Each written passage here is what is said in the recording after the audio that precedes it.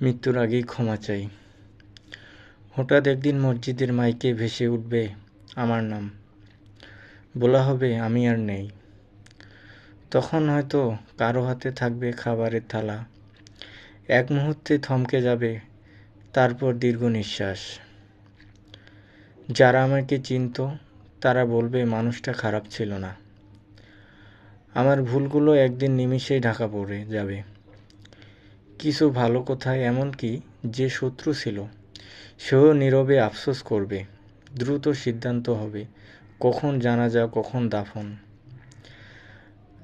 কেউ কাফনের কাপড় আনবে, কেউ বা কবরের ব্যবস্থা করবে, আর ঘরের ভেতরে ভেঙে পড়বে কান্নার শব্দ। একজন বলে উঠবে, এই তো একটু আগেই ভালো ছিল। জানাজার সামনে দাঁড়িয়ে সবাই হাত তুলবে, বলবে তার ভুল ত্রুটিগুলো মাফ করে দাও। কিন্তু তখন কি আর কিছু করার থাকবে? তাই আজ বেঁচে থাকতেই বলছি, যদি কখনো জেনে শুনে বা অজান্তে কারো মনে কষ্ট দিয়ে থাকি, ক্ষমা করে দিও।